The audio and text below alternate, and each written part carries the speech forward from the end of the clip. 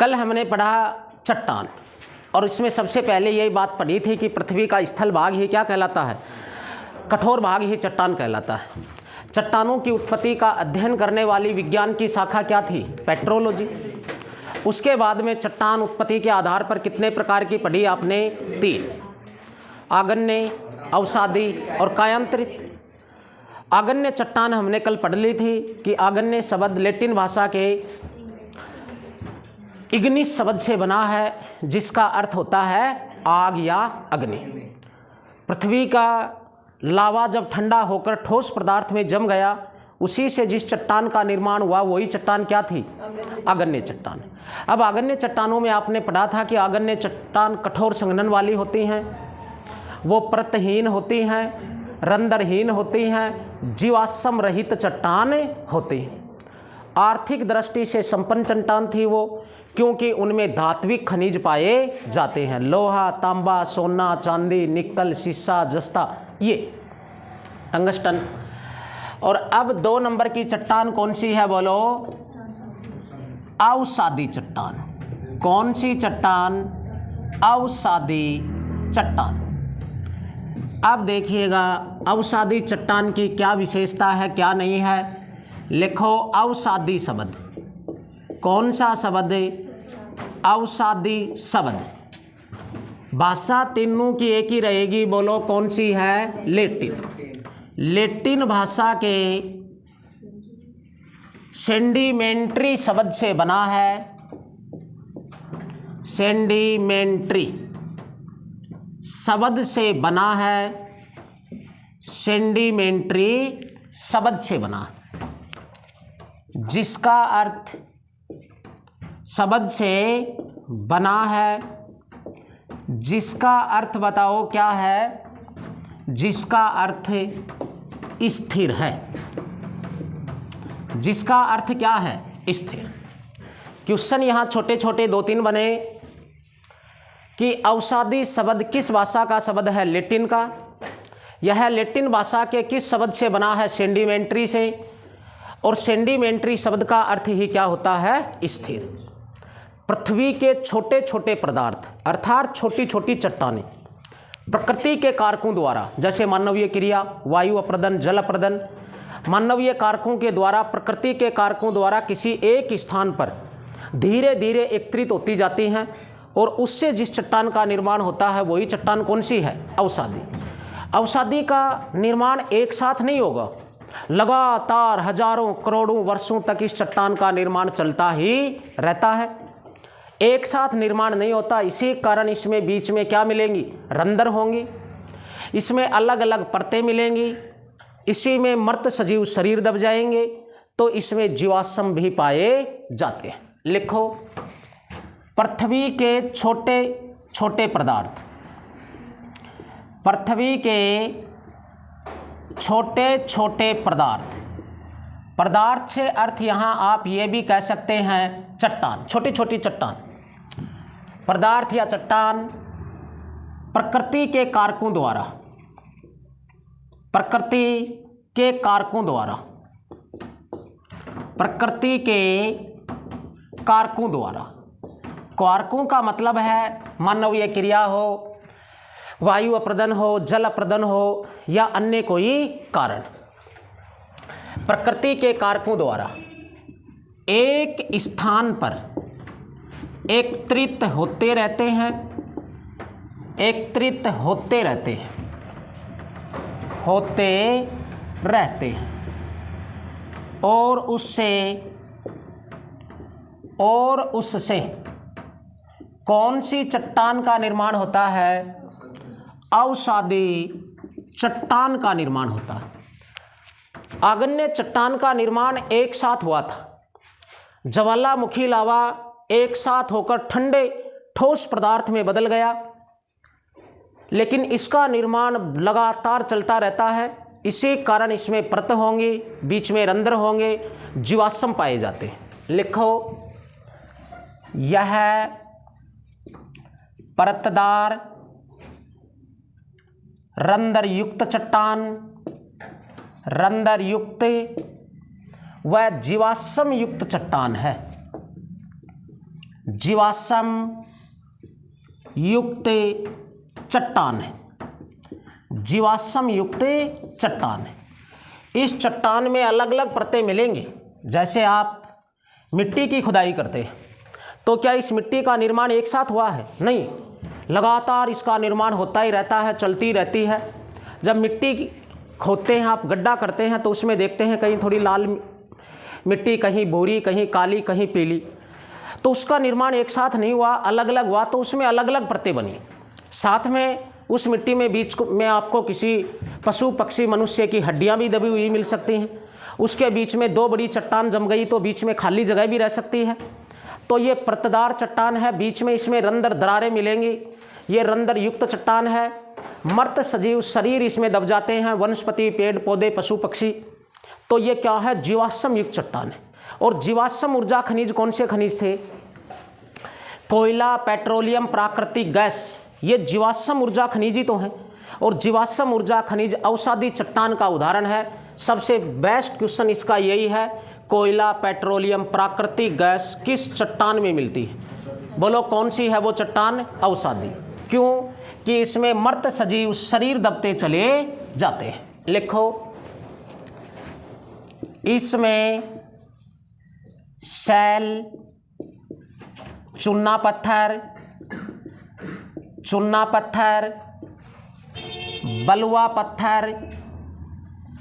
बलुआ पत्थर, कमजोर पत्थर होता है ना वो बलुआ पत्थर, नमक,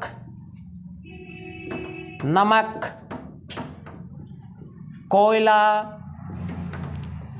पेट्रोलियम,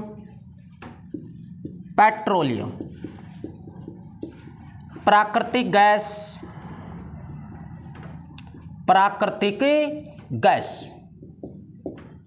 आदि खनिज पाए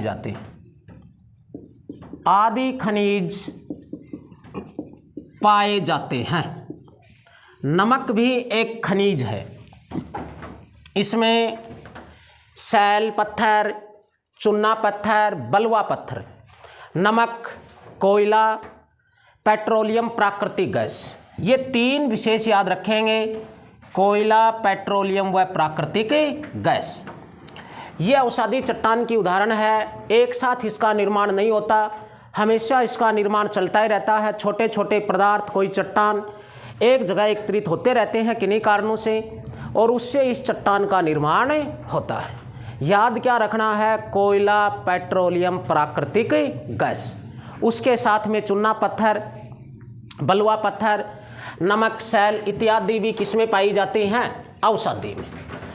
अवसादी का अर्थ ही है स्थिर रहना, किसी एक स्थान पर एकत्रित होते जाना। अब अगली तीसरे नंबर की चट्टान बोलो कौन सी है? कायांतरित चट्टान। तीन नंबर की चट्टान बोलो कौन सी है? कायांतरित। क्या बात रितु, समझ में नहीं आ रही क्या? तो इसको बुंडो मुंह क्यों कर रखो है फिर? हाँ, तो आगे है कायांतरित चट्टान। कायांतरित चट्टान में लिखेंगे कायांतरित शब्द। कौन सा शब्द? कायांतरित शब्द लैटिन भाषा के। कौन सी भाषा है? लैटिन भाषा के मेटामॉर्फिक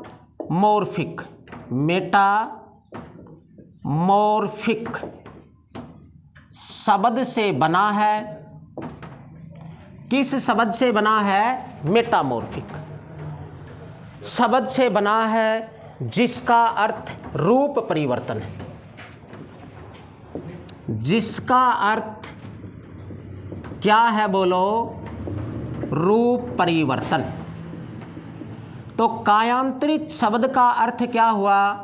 रूप परिवर्तन। इस चट्टान का निर्माण आगन्य और अवसादी चट्टान से ही होगा। कायांतरित शब्द दो शब्दों से मिलकर बना है, काया प्लस अंतर। एक शरीर से दूसरे शरीर में रूपांतरण होना ही क्या कहलाता है? कायांतरित। पृथ्वी तल के नीचे लंबे समय से आगन्य और अवसादी चट्टान दबी रहती, जिससे ताप दाब और रासायनिक क्रिया के कारण आगन्य और अवसादी चट्टानों का गुण धर्म परिवर्तन हो जाता है और एक नई चट्टान में बदल जाती है। वही चट्टान क्या कहलाती है? कायांतरित चट्टान कहलाती है। पृथ्वी की गहराई में आप उतरोगे तो टेम्परेचर बढ़ता है या घटता है? बढ़ता है। 32 मीटर की गहराई पर 1 डिग्री सेल्सियस टेम्परेचर बढ़ा, तो इस तरह से आप 32 मीटर पर जाएंगे तो तापमान बढ़ता जाएगा, ऊपर से दबाव पड़ेगा। ताप दाब और रासायनिक क्रिया के कारण हजारों करोड़ों वर्षों तक जब आगन्य और अवसादी चट्टान पृथ्वी के नीचे दबी रहती हैं तो उनमें रासायनिक क्रिया होती है और रासायनिक क्रिया से आगन्य और अवसादी चट्टान अपनी विशेषता छोड़कर वो तीसरी किसी विशेषता में बदल जाती हैं। उसी से कायांतरित का निर्माण होता है और जब रूप परिवर्तन होता है तो एक अच्छी क्वालिटी उभर कर आती।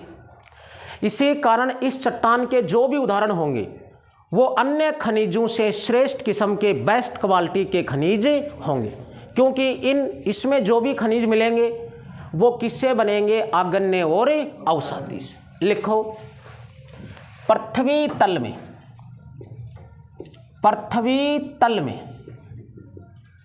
लंबे समय तक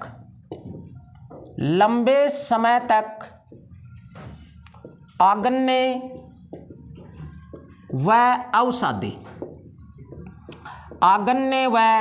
अवसादी चट्टानें, पृथ्वी तल में लंबे समय तक आगन्य व अवसादी चट्टान दबी रहने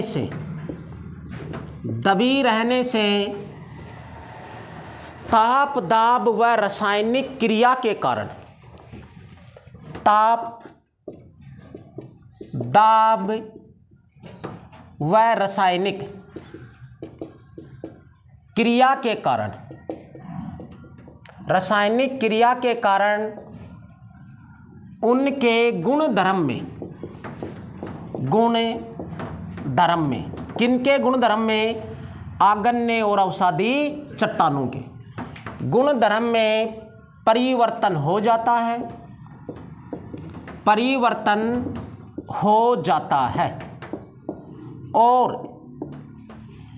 एक नई कायांतरित चट्टान का निर्माण होता है और एक नई कायांतरित चट्टान का निर्माण होता है। इस प्रकार से आगन्य और अवसादी चट्टान से ही क्या बन जाती है? कायांतरित चट्टान। जैसे सैल से बन जाएगा स्लेट पत्थर। अब इसके उदाहरण कौन कौन से हैं? सैल अवसादी का उदाहरण था और सैल से क्या बन गई यहाँ? स्लेट पत्थर। स्लेट पत्थर से एक अच्छी क्वालिटी का है, तो सैल से किसका निर्माण हो गया? स्लेट पत्थर का। उसके बाद में आप लिखेंगे बलुआ पत्थर से क्वार्टरजाइट का निर्माण। बलुआ पत्थर से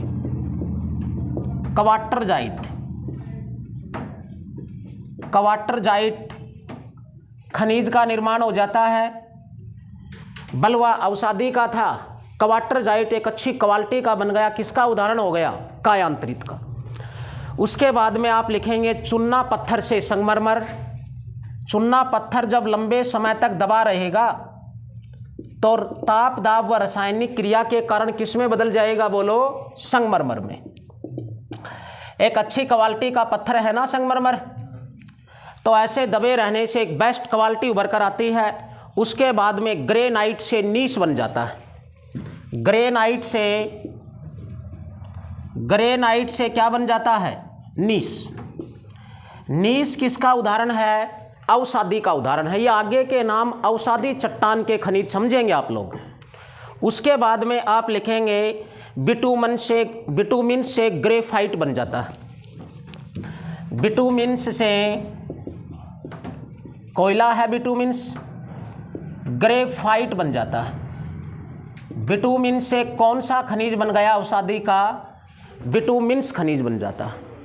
अगर अन्य उदाहरण इसमें देखें तो एंथ्रेसाइट कोयला, एंथ्रेसाइट कोयला, अरे कोयला किसका उदाहरण था? औषधि का। लेकिन कोयला 4 प्रकार का है और उसमें सर्वश्रेष्ठ किस्म कौन सी है? एंथ्रेसाइट है। तो एंथ्रेसाइट इसमें बन जाएगा हीरा। आदि उदाहरण किस चट्टान के हैं? कायांतरित चट्टान के, जैसे स्लेट पत्थर, क्वार्टरजाइट, उसके बाद में संगमरमर, नीस, ग्रेफाइट, एंथ्रेसाइट और हीरा। ये सभी विश्व के श्रेष्ठ खनिज किस चट्टान में मिलते हैं? कायांतरित में। अच्छी क्वालिटी की वस्तु कम ही मात्रा में उपलब्ध होती। तो ये सारे खनिज इसीलिए महंगे हैं क्योंकि इनकी मात्रा कम है और कम होने की वजह से ये बहुमूल्य हो गए, एक अच्छी क्वालिटी की। तो इस प्रकार से ये 3 प्रकार की आपकी चट्टान हुई। कायांतरित शब्द लैटिन भाषा के कौन से शब्द से बना है? मेटामॉर्फिक से। मेटामॉर्फिक शब्द का अर्थ क्या है? रूप परिवर्तन, अर्थात एक चट्टान से दूसरी चट्टान में बदल जाना। पृथ्वी तल में लंबे समय तक कौन कौन सी चट्टान?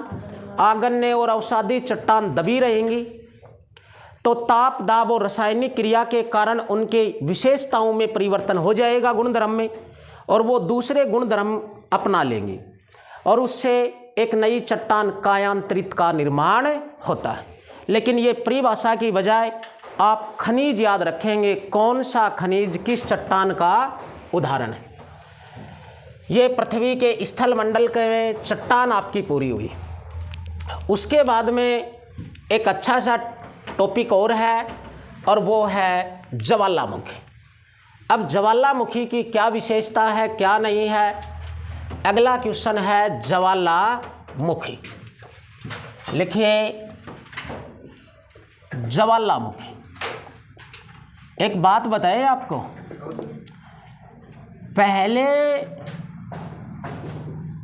देहाती क्षेत्र में, ग्रामीण क्षेत्र में फौजी की वाइफ को, पत्नी को, घरवाली को क्या कहता? फौजा। लेकिन आजकल फौजी तो रहा ही नहीं, अग्निवीर होगा सब। अब अग्निवीर बनने के बाद क्या कहूँगा भाई? अरे वो अग्निवीर हुई है ज्वालामुखी, समझ रहे हो ना? और अगर ज्वालामुखी चाहिए तो पहले अग्निवीर बनना ही पड़ेगा। आजकल वो क्या हो गई? ज्वालामुखी। तुम तो मुझे दिख रही हो सभी ज्वालामुखी बनोगी, लेकिन दिक्कत इधर है, इनके भाग्य में ज्वालामुखी है या नहीं। आगे लिखो, ज्वालामुखी का सबसे पहले प्रकृति का या पृथ्वी का सुरक्षा वॉल कहलाती है। पृथ्वी का सुरक्षा वाल कहलाती है। पृथ्वी का सुरक्षा वाल बोलो किसे कहा जाता है? ज्वालामुखी को कहा जाता है। बस एक जर्नली सा क्वेश्चन है, पृथ्वी का सुरक्षा वाल या प्रकृति का सुरक्षा वाल किसे कहते हैं? वो ज्वालामुखी को कहते हैं। ज्वालामुखी का अध्ययन करने वाली विज्ञान की शाखा क्या है? वोल्केनोलॉजी।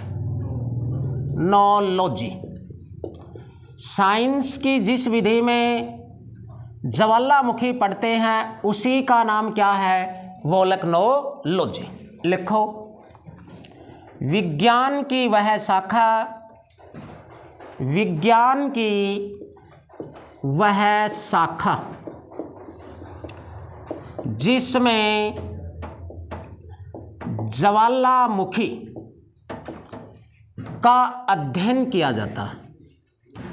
किसका अध्ययन किया जाता है? ज्वालामुखी का। उसे वोल्केनोलॉजी के नाम से जाना जाता है। ओके पीछे तक? अब देखो बेटा, विश्व में सर्वाधिक ज्वालामुखियों वाला देश कौन सा है? लिखो, सर्वाधिक ज्वालामुखियों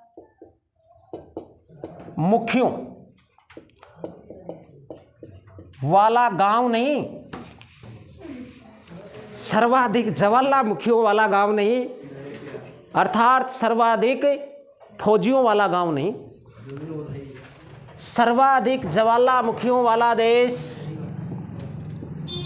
इंडोनेशिया। बस बस बस डटा रहो।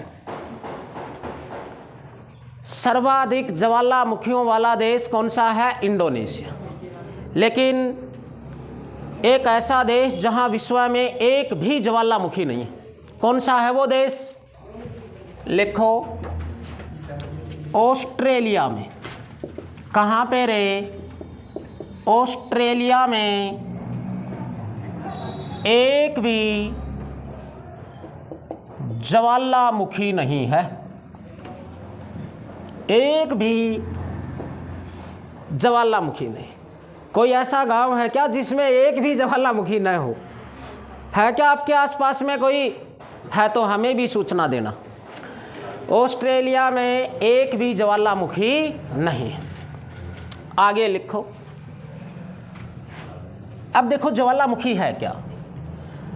पृथ्वी की वह प्राकृतिक दरार या छिद्र है जिससे पृथ्वी तल के पिघले हुए पदार्थ आग की लपटों के रूप में या द्रव्य के रूप में या गैस और जलवाष्प के रूप में जो बाहर निकलते हैं उसे ही क्या कहते हैं? ज्वालामुखी।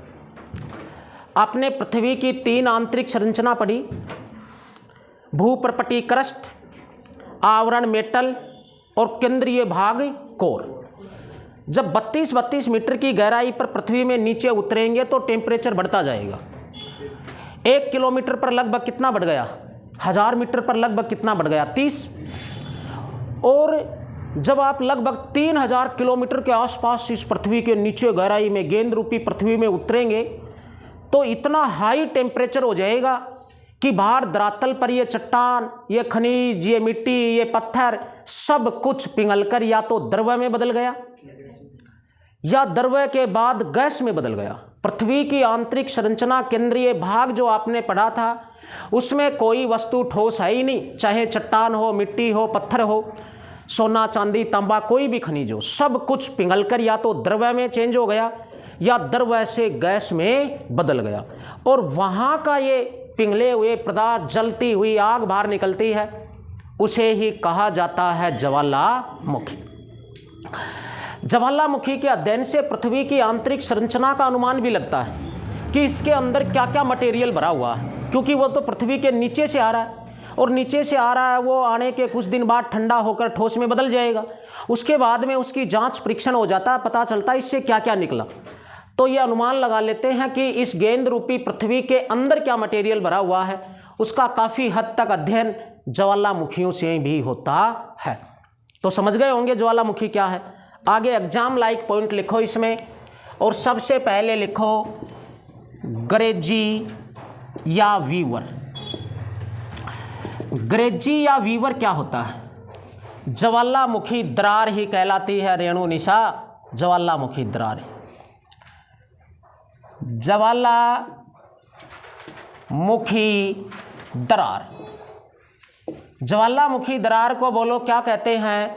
ग्रेजी। उसके बाद में लिखो लावा। लावा क्या है? ज्वालामुखी से निकले हुए पदार्थ। ज्वालामुखी से निकले हुए पदार्थ। ज्वालामुखी से जो भी पदार्थ निकलते हैं, चाहे जल हो, जलवाष्प हो, गैस हो, या जलता हुआ कोई आग की लपटें हो, या कोई द्रव्य पदार्थ हो, लेकिन वो सब आग की चिंगारी के रूप में निकलेगा, जलता हुआ पदार्थ होगा ये, वही क्या है? लावा। आगे लिखेंगे मैग्मा। मैग्मा क्या है? जब ये लावा, कौन सा लावा? ये ज्वालामुखी वाला, धरातल पर आने से पहले पृथ्वी तल के नीचे रहता है, तब इसे मैग्मा कहा जाता है। लिखो लावा पृथ्वी के अंदर लावा पृथ्वी के अंदर मैग्मा कहलाता है। लावा जब तक धरातल के अंदर रहेगा बोलो क्या कहलाता है? मैग्मा। उसके बाद में आप लिखेंगे सिंडर। अगला पॉइंट क्या है बोलो? सिंडर। देखो ये लावा आज जो बाहर निकला, ये कुछ दिन बाद पृथ्वी पर बाहर आकर ठंडा होकर वापस ठोस पदार्थ में जमेगा कि नहीं? उसे ही नाम मिला है सिंडर। अब सिंडर की कई आकृतियां बन जाएंगी। कोई तस्तरी नुमा जम जाएगा पिघलकर आगे बहकर, समझते हो ना? कोई प्याले नुमा, कटोरी नुमा, कोई लहरदार रूप में, कोई गहरी खाइयों में। तो इसकी अलग अलग आकृतियां बनेंगी, इससे पठार बनेगा। कहने का अर्थ ये है क्योंकि इसके नीचे चट्टान खनिज पिघल कर आएंगे और यह सारा पेस्ट एक साथ ठोस होकर जम जाएगा, तो उससे क्या बनेगा? पठार बनेगा। तो ये पठार ही क्या है? सिंडर है। पठार का निर्माण ज्वालामुखी से हुआ है, इसी कारण उनमें खनिज पाए जाते हैं। समझ गए? भारत में सर्वाधिक खनिज दक्षिणी भारत में है, क्योंकि दक्षिणी भारत पठारी है और वो ज्वालामुखी लावा से निर्मित है। अब इसकी अलग अलग आकृतियां बन जाएंगी, जैसे कैथोलिथ, बेथोलिक, फेकोलिथ, नाम सुने होंगे ना सर? तो अब पूछ ले कैथोलिथ बेथोलिथ का संबंध किससे है? भूकंप से, ज्वालामुखी से। ऐसा क्वेश्चन हो तो किससे होगा? ज्वालामुखी से। सिंडर के आगे लिखेंगे जब लावा धरातल पर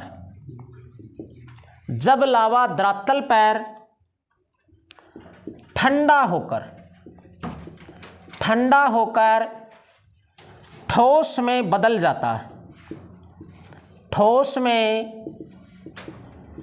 जाता है, तब सिंडर कहलाता है। तब क्या कहलाता है? सिंडर कहलाता है। पठार बनेगा इससे। इसकी अलग अलग आकृतियां होंगी, लेकिन वो आप रहने दो, बस इतना यहां तक याद रखो। उसके बाद में आप यहीं पर ही एक शब्द और लिखेंगे और वो लिखेंगे करेक्टर झील। अब झील कई प्रकार की होती हैं। जिस प्रकार से लेगुन है, समुद्री तट पर समुद्री जल से निर्मित झील ही क्या होगी? लेगुन, जो खारे पानी की होगी, क्योंकि उसमें जल समुद्री का आएगा, लेकिन झील तो है। ऐसे ही करेक्टर एक झील होती है, लेकिन ये कैसी झील होती है? लिखो ज्वालामुखी मुख पर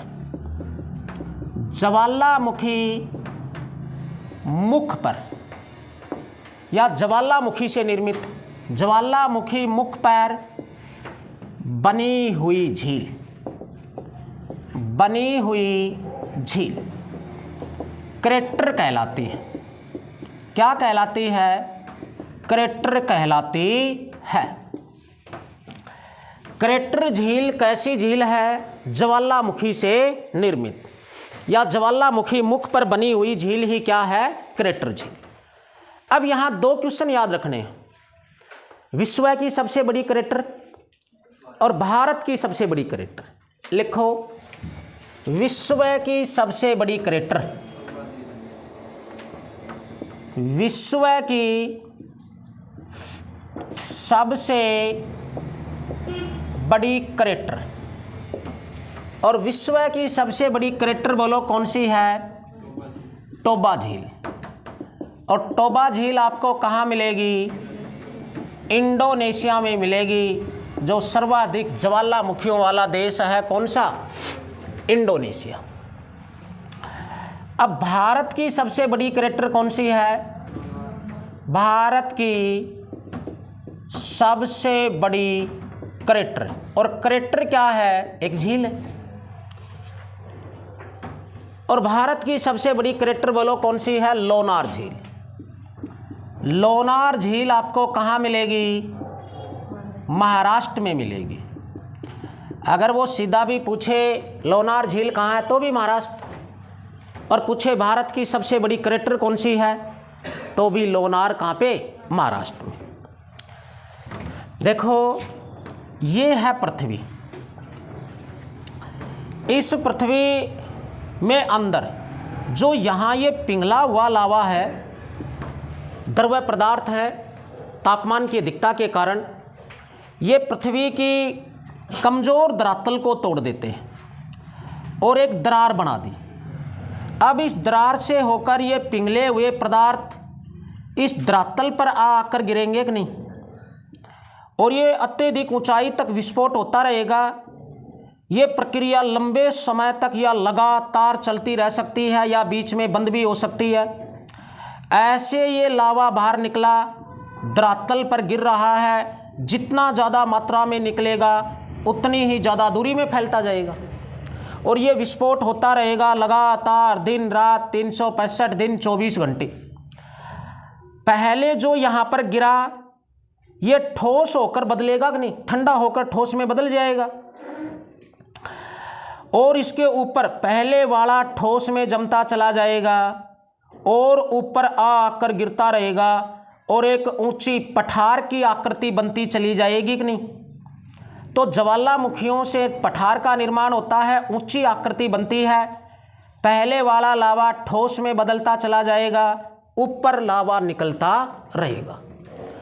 ये प्रक्रिया लंबे समय तक भी चल सकती है, तो बीच में बंद भी हो सकती है या लगातार भी हो सकती है। लेकिन कुछ ज्वालामुखियाँ ऐसी होती हैं जिनसे कुछ समय बाद लावा निकलना बंद हो जाता है, यहाँ से विस्फोट होना बंद हो जाता है, विस्फोट होना बंद हो जाता है। समझ गए ये बात।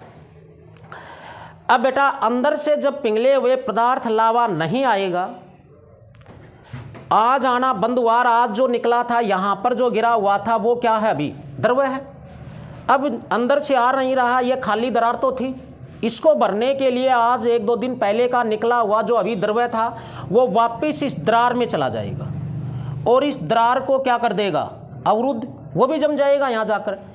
और ये जो ज्वालामुखी दरार छिद्र बना था ये रुक गया, बंद हो गया, अवरुद्ध हो गया। लेकिन यहाँ का जाकर ही तो इसको अवरुद्ध किया, तो यहाँ ऊपर एक कीपनुमा आकृति बनी कि नहीं, और इस कीपनुमा आकृति में वर्षा का जल भर जाएगा और यहाँ झील बन जाएगी। यही ज्वालामुखी मुख पर बनी झील या क्रेटर झील है। अब देखो ये लावा जब तक धरातल के अंदर था तब तक क्या था, मेग्मा। धरातल पर आ गया तो क्या हो गया, लावा। ये दरार ही क्या थी, ग्रेजी या वीवर थी। यही बातें तो हमने पढ़ा। अब ज्वालामुखी में या तो द्रव्य होगा या गैस होगी, ये तो ठोस तो कोई चीज़ निकल ही नहीं सकती। अब एक क्वेश्चन आता है, ज्वालामुखी से सर्वाधिक मात्रा में कौन सा पदार्थ निकलता, द्रव्य निकलता है या गैस? गैस निकलेगी और वो जलवाष्प होगी सर्वाधिक मात्रा में। तो लिखो ज्वालामुखी से, किससे, ज्वालामुखी से सर्वाधिक मात्रा में जलवाष्प निकलती है। जलवाष्प, अरे गैस से भी ज़्यादा जलवाष्प होगी, जलवाष्प निकलती है। तो बताओ ज्वालामुखी विस्फोट से सर्वाधिक मात्रा में निकलने वाला पदार्थ ही क्या है, याद रखना, जलवाष्प है। जलवाष्प के बाद में गैस आ जाएंगी, उसके बाद में कोई द्रव्य जलता हुआ निकलेगा। अब सर्वाधिक मात्रा में निकलने वाली गैस कौन सी है जलवाष्प के बाद? अगर क्वेश्चन हो ज्वालामुखी से कौन सी गैस ज़्यादा होती है विस्फोट, तो नाइट्रोजन। कौन कौन सी गैस है बोलो, हाइड्रोजन, नाइट्रोजन नहीं, hydrogen, carbon dioxide, carbon dioxide, nitrogen, nitrogen आदि गैसें ज़्यादा निकलती हैं। ये ज्वालामुखी की कुछ प्रारंभिक बातें थी बेटा, याद रखेंगे ये सारे क्वेश्चन। इनमें देखो एक बार और आप, ज्वालामुखी का उपनाम बोलो क्या है, पृथ्वी का सुरक्षा वॉल। वोल्केनोलॉजी क्या है? ज्वालामुखी का अध्ययन करने वाली विज्ञान की ही शाखा। सर्वाधिक ज्वालामुखियों वाला देश इंडोनेशिया, और न्यूनतम ज्वालामुखियों वाला देश जहां एक भी ज्वालामुखी नहीं है वो ऑस्ट्रेलिया है। क्या भारत में ज्वालामुखी हैं?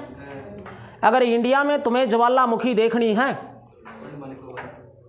समझ गया ना तुम्हें इंडिया में ज्वालामुखी देखनी है तो कहाँ जाना पड़ेगा? अंडमान निकोबार द्वीप समूह में जाना पड़ेगा, जो एक केंद्र शासित प्रदेश है।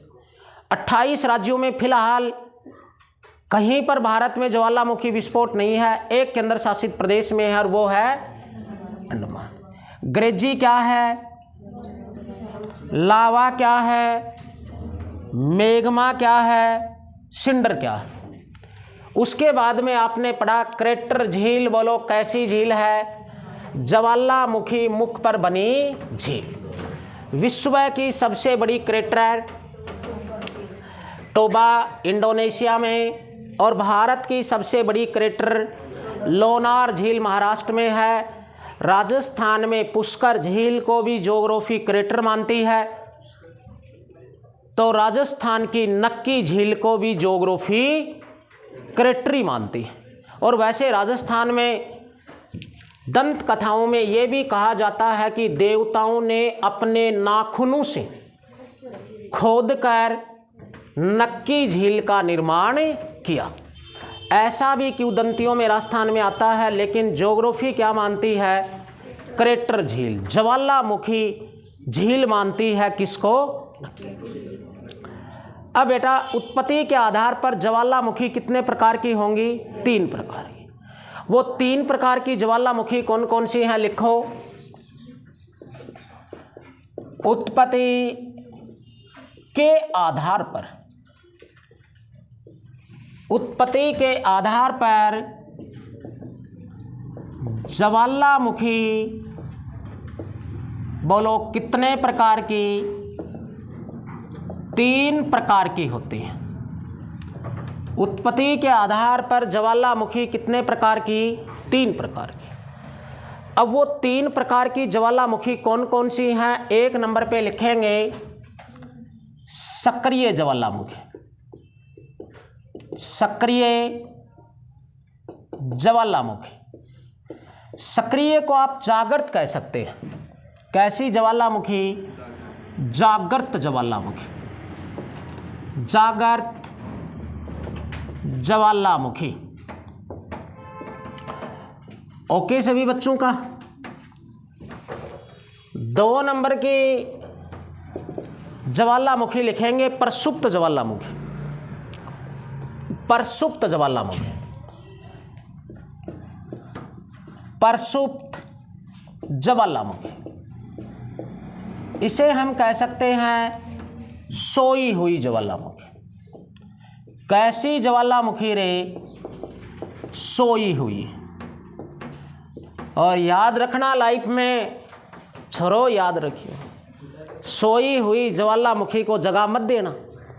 ये तुम्हें याद रखना है मेरी बात लाइव पर, अन्यथा फिर महाभारत शुरू हो जाएगा और तुम में वो क्षमता नहीं, वो क्षमता द्रोणाचार्य अर्जुन श्री कृष्ण में थी जो उस महाभारत को खत्म तो कर दिया। तुम उस ज्वालामुखी के महाभारत को खत्म भी नहीं कर पाओगे। दया रखना इधर।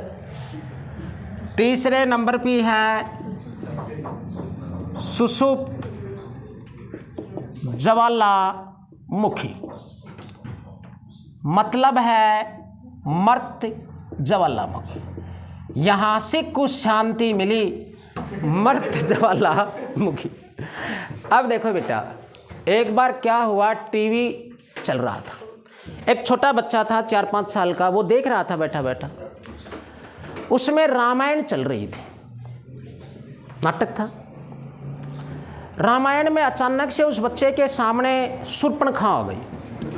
बच्चे बड़े जिज्ञासु होते हैं बेटा, बच्चे की जिज्ञासा शांति नहीं होती, उसे करना पड़ता है। वो एक आंसर बताओगे आप, वो पूछेगा ये क्या है, ये क्या है, ये क्या है, कोई ना कोई उसको शांत करना पड़ता है। वो अचानक टीवी पर आई शूर्पणखा, मम्मी पास में बैठी थी, उससे बोला मम्मी ये क्या, क्योंकि वो नई शूर्पणखा देखी।